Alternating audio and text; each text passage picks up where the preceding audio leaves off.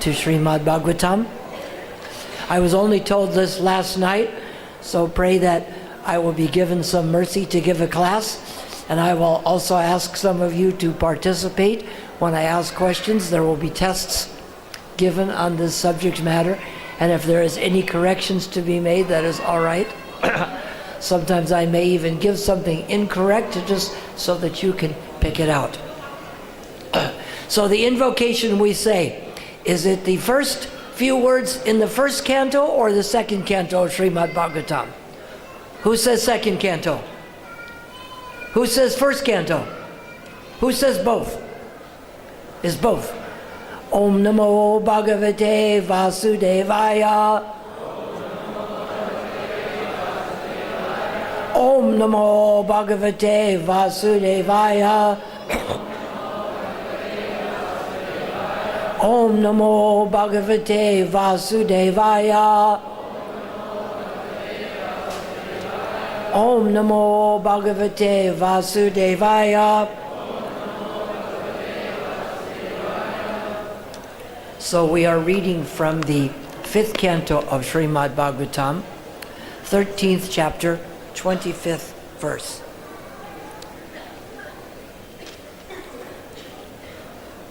Sovir Patir Api Sujana Samavagata Paramatma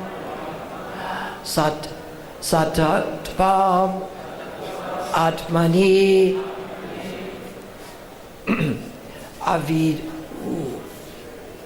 Avidyaropitam Cha Dehatma Matim Visarja Evam Hi Nripa Bhagavad Ashrita Ashritanubhavaha.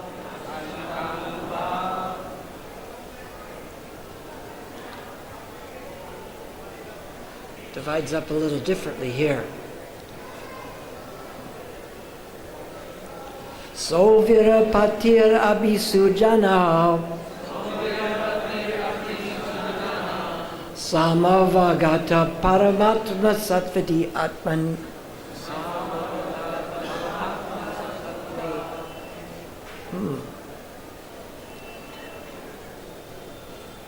Okay. What's that? Just do word for word? All right. Word for word. Sovira Pati, the king of the state of Sovira. Api, certainly. Sujana, from an elevated person. Samavagata, having completely understood. Paramatma Sutattva. Paramatma Sutatvata. The truth of the constitutional position of the spirit soul and the super soul. Atmani, in himself. Avidya, by nescience. Ajja aropitam, erroneously attributed. Cha, and. Deha, in the body. Atmamatim, the concept of the self. Visasarja, completely gave up. Evam, thus.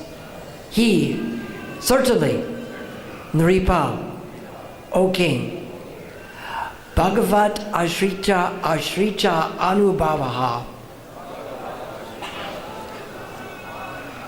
The consequence of taking shelter of a devotee who has similarly taken shelter of a spiritual master in the parampara system. One is sure to get out of the great nescience of the bodily concept of life. Translation. After receiving lessons from the great devotee Jad Bharat. King Rahugana of the state of Sovira became completely aware of the constitutional position of the soul. He thus gave up the bodily conception completely. My dear king, whoever takes shelter of the servant of the Lord is certainly glorified, because he can without difficulty give up the bodily conception. Purport by His Divine Grace A.C. Bhaktivedanta Swami Prabhupada. As stated in Chaitanya Charitamrita, Madhya 2254, Sadhu Sangha, Sarva Shastrakai, Lava Matras, Sadhu Sangha, Sarva Siddhi Hai. It is a fact that if one takes shelter of a pure devotee, one attains all perfection, even if the association is a short one. A sadhu is a pure devotee of the Lord. It has been our practical experience that the first instruction of our spiritual master infused us with Krishna consciousness, so that now we are at least on the path of Krishna consciousness and can understand the philosophy. As a result, there are many devotees engaged in this Krishna consciousness movement. The whole world is revolving under the bodily conception. Therefore, there must be devotees all over the world to deliver people from the false bodily conception and fully engage them in Krishna consciousness. Jai. Thank you for directing me to go straight to the word for word. It was hard to try to put this into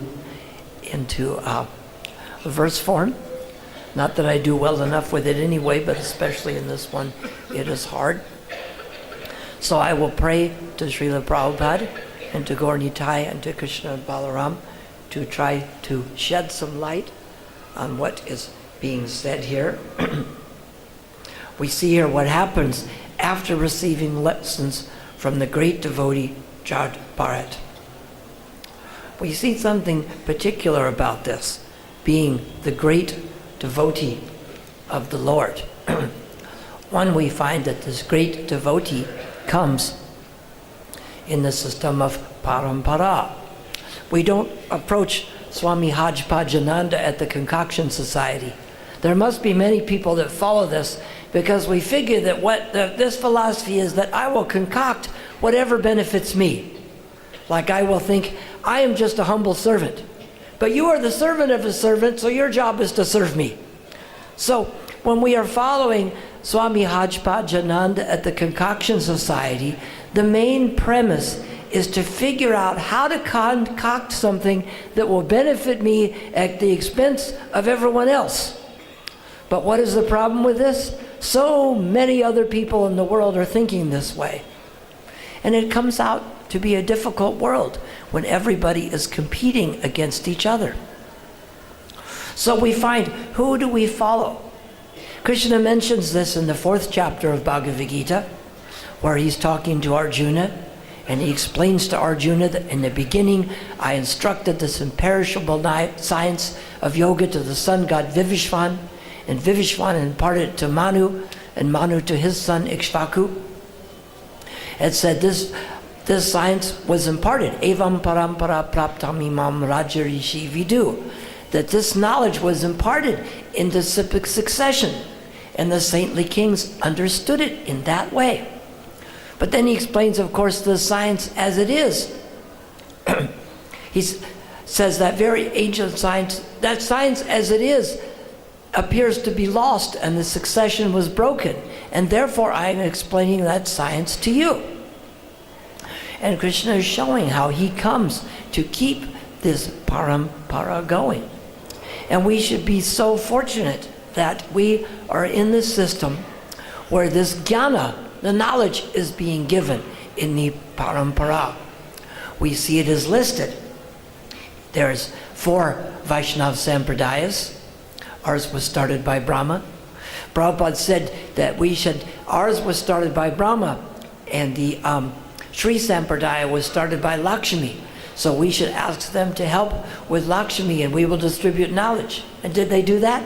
They did. They gave us property in Tirupati. So it shows how we can cooperate with what we have, that this knowledge should be given in the Parampara system, not from Swami Hajpajananda. There are so many people that get the knowledge in that way. But the idea is I should not be thinking how I can concoct information that is only for my benefit at the detriment to everyone else. But I should think how I can be the servant of others, how I can help others to advance in Krishna consciousness. This is the jnanam coming through the parampara system. But even better than just the jnanam, there's two systems of knowledge. There's jnanam, the study, and vijnanam. Who knows what vijnanam means in Hindi? What? Practical. What else? What's another word? When you're in school, science. Because you know what science means? Science means that, like, written knowledge is that fire is hot. Scientific knowledge is I spill the ghee on my hand and it burns. And I realize that. I did realize that once. And you get that for sure. It is like knowledge is understanding that there is Bijli, electricity in the wall. It is coming from the powerhouse. And realized knowledge is to stick a fork in the socket and feel a shock. That is realized knowledge, yes? Right? Did Prabhupada do that? Actually, he did as a child. He stuck the fork in, he just wanted to see. He stuck the fork in the socket and he got a big shock. This is the difference between studying electricity or Bijli and experiencing it. The difference between studying fire, or if you set me on fire, I know what fire is then, isn't it? This is realized knowledge. So if we are studying knowledge, of course we want to study from somebody who has jnana, who has studied this knowledge. But even greater than that, we want somebody who has not only studied this knowledge, but somebody who has realized this knowledge. Wouldn't it be nice if Krishna had mentioned something about this in Bhagavad Gita? He did. He mentions this in the 7th chapter. Tat viditat paniprashnena pariprashnena sevayam upadekshanti te jnanam jnani vas tattva darshanaha. Approach the self-realized spiritual master, inquire submissively, and render service unto him. The self-realized master can impart knowledge unto you. Why? Because he has seen the truth. Tattva darshana. This is like the difference between somebody who has studied electricity and somebody who put the fork in the socket and experienced it. You'll find that. If someone else sticks a fork in the socket, they're experiencing this. But if you touch them, you won't experience this, will you? Right? Is that true? If they stuck a fork in the socket and they're getting a shock and you touch them, you won't feel it also, will you? You will. Don't try that. I saw this a few years back. Especially in America, we have 110. Here you have 220. Obviously, that's twice as much, right? That's jnanam. Realized knowledge is to stick the fork in the socket and feel the shock that's twice as much.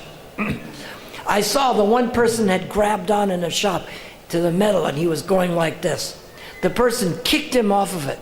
Because if you touch the person who is experiencing the electricity, you also get that shock. That's just like saying, if the rod is in the fire and it's hot, because the rod is iron and not fire, if you touch the iron rod that's in the fire, you won't get burned, right? Is that true? No, that isn't true either. You will get burned. Just like if you see the person experiencing electricity, you kick them off, you don't grab them, because you also experience that shock. Just in the same way, the spiritual master is the transparent via medium. Maybe you don't see Krishna.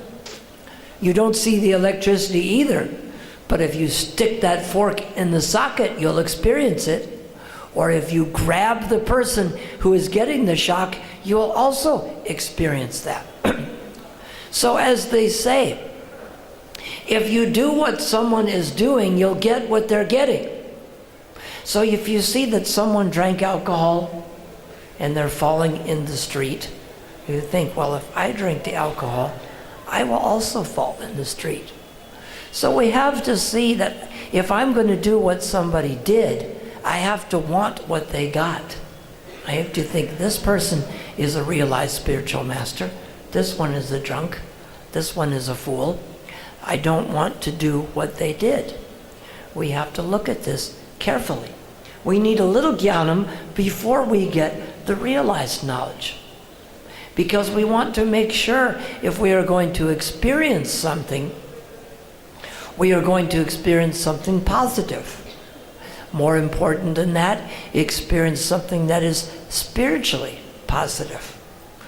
It's just like if you really want to experience that electricity, sticking the fork in the socket is the right thing to do. So if we want to experience Krishna consciousness, we get close to Krishna. We follow the example of those persons who have been in that, just like it says there. A lava mantra. Do you know how long a lava mantra is? How long is it? How many are there in a day? 1 million. You know that they divide things up in the metric system, and Krishna divides his time in the metric system also, because Krishna goes by the Astakalika Leela, but the nighttime Leela and the daytime Leela are double Leelas, so it's actually a 10-part day. And if you think about it, that makes a lot more sense than this 24 hours where we have 8 in the morning and 8 in the evening. You just have the 10-part day. So a lava mantra is like 1/11th of a second. There's like 1 million of them. So 1/millionth of a day is not very long. But just like that electricity, if you think, oh, that person has stuck the fork in the socket and he's experiencing electricity. So if I just grab him for a second, it won't make much difference, right? Will it? It will. If something is that powerful, it's like saying, I'll set myself on fire, but just for a second. Because the difference is that if you touch the electricity or you experience the fire, you keep on experiencing it, right? Just like that drunk. He may only drink the alcohol for a second, but he experiences it for a long, long time. So this shows us that before we want to experience something, we want to see what the people who took this experience are getting. If this person is the drunk in the street, if he is the fool, if he appears to be unhappy, then we don't want to follow his example. If he appears to have eternity, knowledge, and bliss, anandam buddhi vardhanam, then we think maybe I better follow this person and get some realized knowledge. So it's a big difference between someone who's actually experienced Krishna and somebody who's just talking about it in theory. I can talk about music in theory. I can talk about Indian movies in theory. But we listen to the acharyas of them. You know why I didn't watch any Indian movies? I think I told this before. You know why? In 1971, I met the acharya of Indian movies at the time. You know who that was? J. Om Prakash. We went with Prabhupada to J. Om Prakash's house. He had made the biggest Indian movies at the time. He says, I'll tell you the truth. Indian movies are corny and silly. He says, they are about ready to kill each other. I say, I'll kill you. And you say, no, I'll kill you first. He says, yes, but let's have a dance. Now, if he is the acharya of Indian movies and they're telling me, he told me they are silly, how many Indian movies did I watch after that? How many? None. Just like once I went to make some incense in South Africa, and we went to get the flavoring. And the flavoring is the same one they use for orange and cherry and the sodas. And I was meeting with the chemist. And I asked the chemist, oh, do you make all these flavorings for the sodas? He says, yes, I'm the chemist who invented the flavorings for all these sodas. I said, do you drink them? He says, oh, no, I never drink those. I figure if he's the chemist that makes them and he doesn't drink them, I didn't even ask. I just didn't drink them afterwards. I trust that other thing that Krishna mentions in Bhagavad Gita, he's the taste of. What was he say he's the taste of? Was it thumbs up? Was it Fanta, or was it water? Water! That must be the thing we're supposed to drink.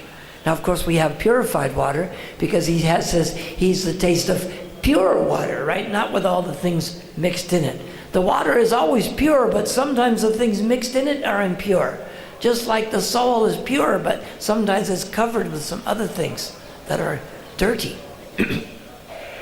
So this is the whole point here, the mercy of meeting this person who has experienced Krishna, not just someone who's a theory. And we see here what happens is, after receiving lessons from the great devotee Jad Bharat, King Rahugana became completely aware of his constitutional position of the soul. Sometimes we read the things backwards. We look at the benefit, right? If I said, after doing this certain thing, he became unlimitedly happy and got 10 billion rupees. Wouldn't you want to find out what they did before that, right? Or would you not care? So you say, okay, so what did he get? He completely gave up the bodily conception of life, and he was completely aware of the constitutional position of the soul. After what? Receiving lessons from the great devotee Jad Bharat. This is an important point because it's not just like you see them reading the newspaper. I read the Hindi slowly, but I can see it says Amar Patrika, Amrit Patrika, something it says in, I forget exactly. But they just sort of read a little of this, read a little of that. That's not reading a lesson. A lesson is like you're reading how to take apart the engine. They read how to take apart the engine, they take apart the engine. A lesson is meant to provide a particular thing. We can get our lessons by reading the Bhāgavatam. Just like they say, you know what the problem with the Bhāgavatam is? The people who don't read the Bhāgavatam don't find out what happens to the people who don't read the Bhāgavatam. Just like if there's a lesson there that says, do not stick the fork in the socket, you'll get a big shock. Would you rather get that lesson or learn the hard way, right? What is it they come out yesterday with the bucket? Because Sani is the day of Saturn where you get your karma, right? No problem, you just do what you want, you'll get your karma later. Is that a good way? It's like saying, give me your credit card, I'll charge some things, you'll get a bill later. Does that make you feel secure? If all the karmic actions had a list of, here's what you get, here's what you pay later, right? Is there a list of this? It does tell us this in the Bhāgavatam and the Gita. It talks about the modes of material nature. It talks about devotional service. It talks about cost to value. The devotional service is a certain cost, but the value is so great. The other one, wow, it's like nectar at the beginning, but boy, when you get that poison, you're going to be really sorry. But then it might be too late. That's why they give the idea you're hooked, like the rope snags you, right? The fish sees the worm, oh great, he tastes the worm, he bites it. Gets a nice taste of a worm, it's great, right? But then he's hooked. And then maybe he swims away, but the fisherman brings him in when he wants. So we have to be careful not to want to get this karmic result. We want the result of serving the Tattva Darshana to get what he got, to get this darshan of Krishna, to serve such a person, and to understand from him. We find that we may emulate him, not that we imitate, but we emulate some of the things that this great spiritual master does. We find that sometimes parents tell their children, do as I say, don't do as I do. Does that work well? That doesn't work so well, does it? It's better to say, well, listen, I am doing this. Did Prabhupada ask us to do things he didn't do? I sent an email to, I didn't realize how much time had passed, but when I first went to Mumbai, we had programs at people like Sadaji Whitlal's house, who owned the Punjabi hallway, and Sumati Morarji's house, and a few other people. And Prabhupada had gone to these people in the 60s, and he had asked them to contribute towards printing books. He had sold books to them himself. And Prabhupada got on the cruise ship and went to America, right? Is that correct? No, it wasn't a cruise ship, it was a cargo ship, right? It's like when you go on the airplane, do you fly in people don't even want to fly in the main passenger, they want to be business class or first class. But do they fly in the cargo section? Who wants to fly in the cargo section of the plane? No, we don't. But to Prabhupada, the mission was to get to America to perform this service. He wasn't so concerned with, I'll wait till the luxury liner comes, or the first class air ticket, or till they establish a mission and they called me to do it there, right? Some people say, well, anybody could have done that, right? It's like you tell Werner von Braun, well, anybody could have invented a rocket, and you tell Thomas Edison, well, anybody else could have invented the right light bulb, right? That's easy to say, right?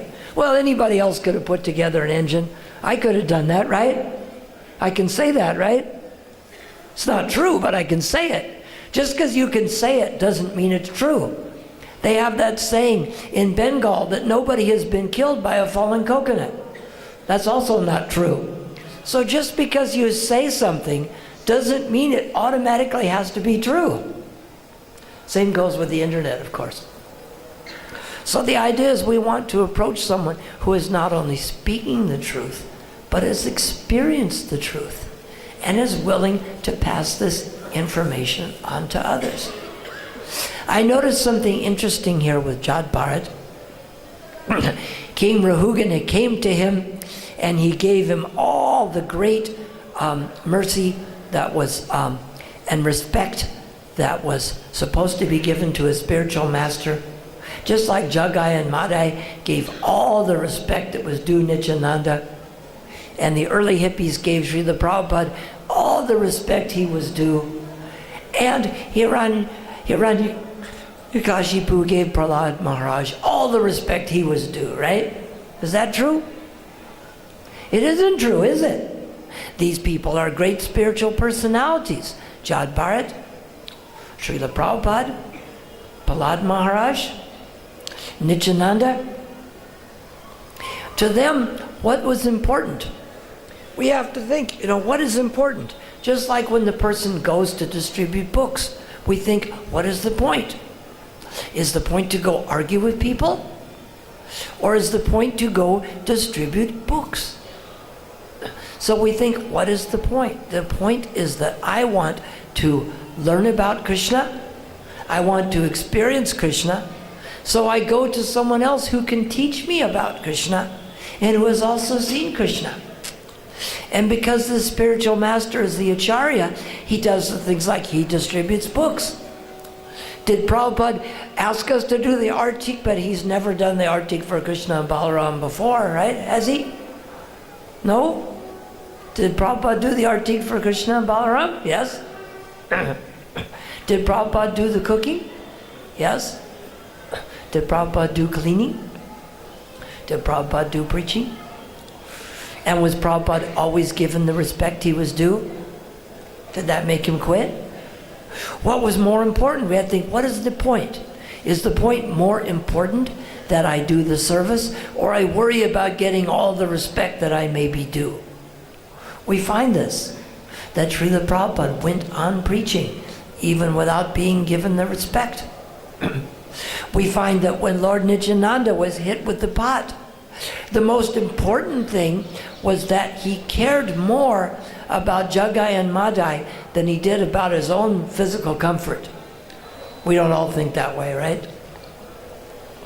And because of that, they thought, wow, this person is such a great saint. He cares more about me than his own physical comfort. We find Krishna even mentions this in Bhagavad Gita. One who is not put into difficulty by others or put others into difficulty is very dear to me. I know sometimes in my mind, even if I think someone may be thinking about putting me into difficulty, I'm ready to go to war. And then wait a minute, I don't need to go to war. I need to try to be the servant. I need to try to be helpful to others. Now, of course, I may do as like I asked Prabhu, how is it you're successful at books? He said, I spend 90% of the time with the 10% who are most likely to buy books. So when we are preaching, the first thing we find is, does somebody have some interest? What is one of the things we try to do if we continue preaching to someone? How do we test them to see? Do you know what it is? We test to see if they're willing to take some instruction, even if it's just a little. We think the ultimate goal is just to surrender to Krishna. But in the 4th chapter of Bhagavad Gita, Krishna mentions 4 kinds of people that surrender to him. Some people, of course, are in search of knowledge of the absolute truth. Wow, that's great. Others are inquisitive. Some people are in material distress.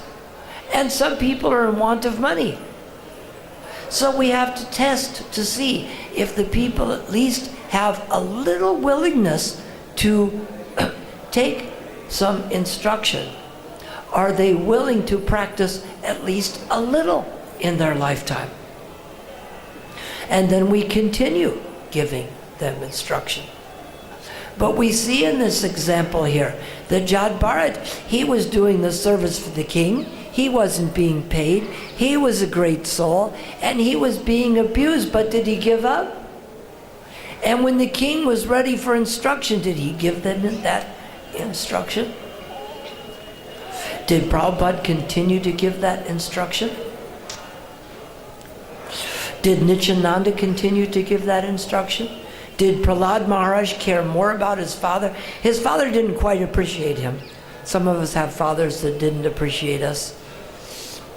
I remember in the story of Dhruva Maharaj, it's like, he got a new wife, and mother said, you can't sit on your father's lap. Hey, he's a pre-existing condition. Dhruva Maharaj was there first, but they get a new wife and they think, wow, well, then the father says, well, I have a new wife now. Sorry. Though this can happen, but the great souls are simply interested in how they can give mercy to others. And we see that Prabhupada was interested in giving this mercy. Prabhupada did the hearing and chanting himself. Prabhupada would show us how to remember Krishna. Prabhupada would show us how to pray. Prabhupada showed us how to worship the deity. Prabhupada showed us himself how to make friends with the Lord. And eventually Prabhupada showed us how to surrender everything. So if we want to become the Tattvadarshanas and the servants of Krishna, then we follow all the examples that Prabhupada gave us in his life, right? We do all of the things that Prabhupada did except for one. What is the one thing we don't do that Prabhupada did? That I mentioned. Which one? What is it?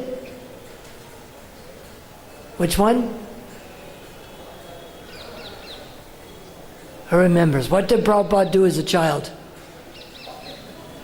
What? Stick the fork in the socket. We don't follow that one. We take his word for that one. You can believe that that's true. Do you believe that you'll get a shock? Are you sure? You're not 100% sure, right? But you're willing to take that on faith, right?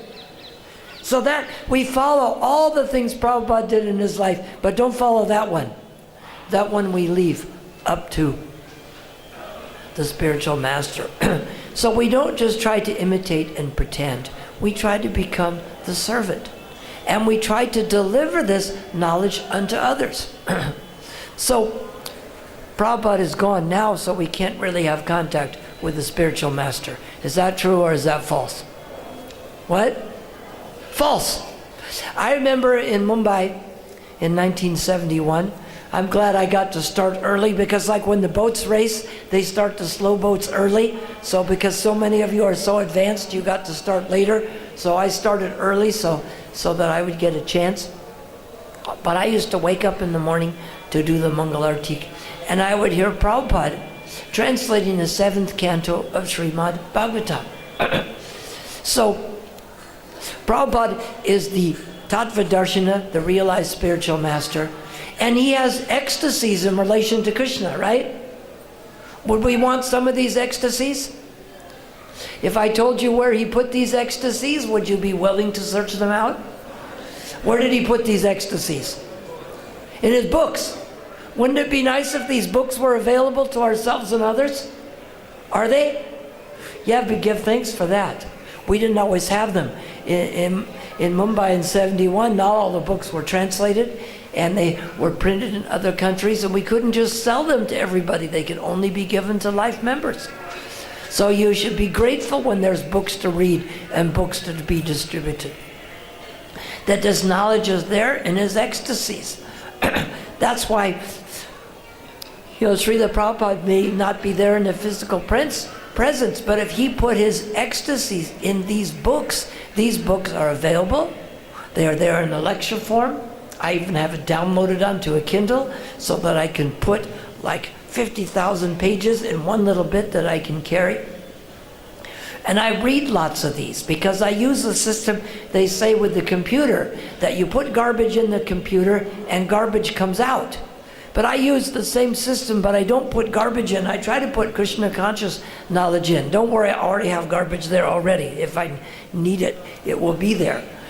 Sometimes we are worried that, if I give up my material life, then I'll lose all of my miseries and I'll just have to be in Krishna consciousness and be eternal, full of knowledge and full of bliss. Don't worry, you can have these miseries refunded to you at any time. But the door is not locked. The door is open to the temple. People can go out and they can engage in these. Krishna allows us to do anything we want in this world, right?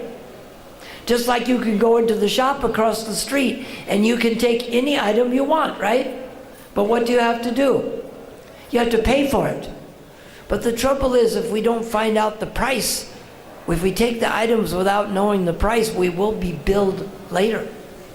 But that is why we want to invest in Krishna consciousness and invest in serving this self-realized spiritual master.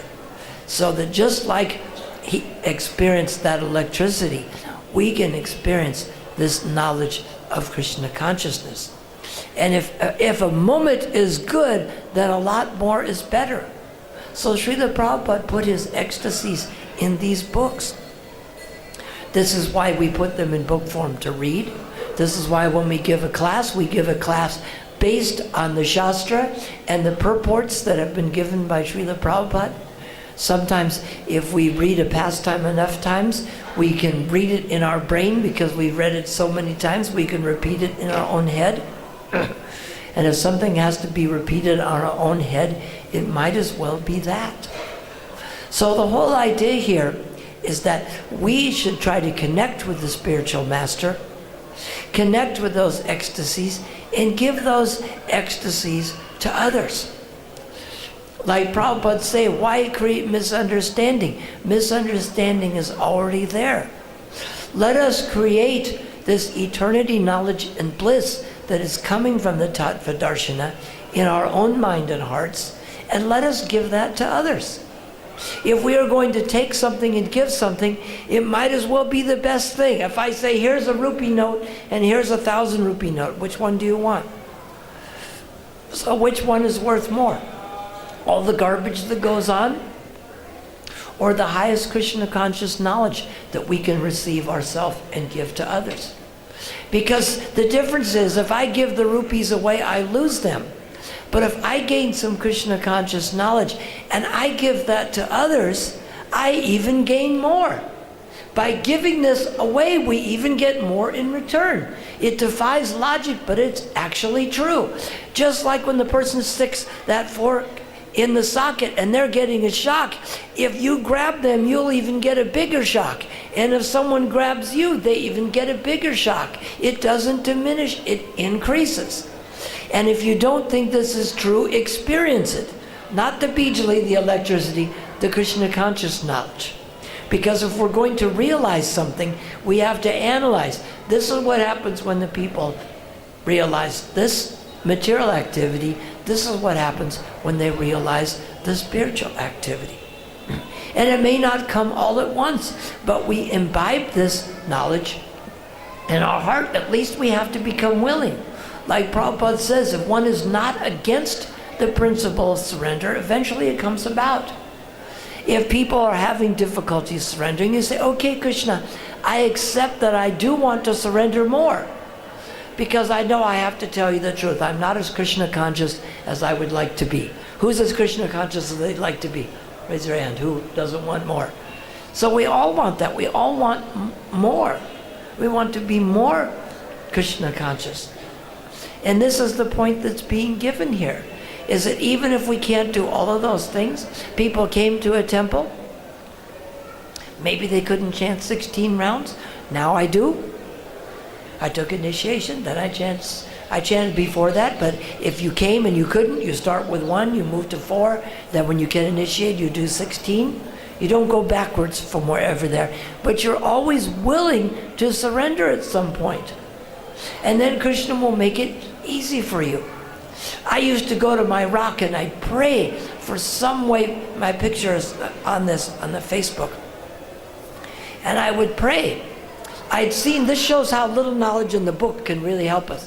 I'd gone into this store called the Mystic Arts World, where the people in Laguna Beach had a health food store and a bookstore. And they'd always ask me, can you watch the bookstore for a few minutes? They'd come back an hour later. And there was this book called Teachings of Lord Chaitanya. And it said bhakti means you just pray to God for some way to serve Him. So I thought, well, this is good. I'll go to my rock and I'll pray for some way to serve God. So finally on January 5th, 1970, I'm praying to God. And my hippie friends used to say, someday for real spiritual life, we have to give up illicit sex and intoxication. Not today, not Sunday, someday, right? Later. Like it was the one Christian saint, I don't know if it was Augustus, I think he said, God, please make me chaste to you. Just don't do it today, right? So please make me surrender, but not yet. But at least the idea is willing. So my friends used to say, someday for real spiritual life, we have to give up illicit sex and intoxication. Just by doing something. Prabhupada says it's a long road from the beginning of karma yoga to the end of bhakti yoga. So just by doing something, chanting the name once is a start. But for real spiritual life, my friends used to say, we have to give up illicit sex and intoxication. So I'm praying like that. All of a sudden I got this real strong inspiration. If I want real spiritual life, I have to give up illicit sex and intoxication. I thought, a wonderful idea. I'll do it in June when high school's over. What I'll do is I'll meet a few more girls, right? I'll go have a couple beer parties, maybe marijuana party, whatever else. And then I'll do it later, right? Later's always better, right? Just like if I offer you a kilo of gold, you say, well, I'll take it later, right? Is that what you say? Is it? No. If it's worth doing, it's worth doing now, right? Oh, I'll take that later. Not now, please. So then I thought, well, you know what? It's either a good idea or it isn't, right? So I thought, all right, God, you send me a way to develop love for you, and I'll give up these things. Wow, this is, this is a big order. I thought, how long will it take? I opened my eyes, and as far away from me, that camera is a devotee in saffron, and I thought, Hare Krishna, that's what I'm supposed to do? Krishna says if you take one step to him, he takes 10 to you. Well, that was probably more than one. But, and sometimes I take steps backwards, but I try to keep doing something, right? Try to keep moving.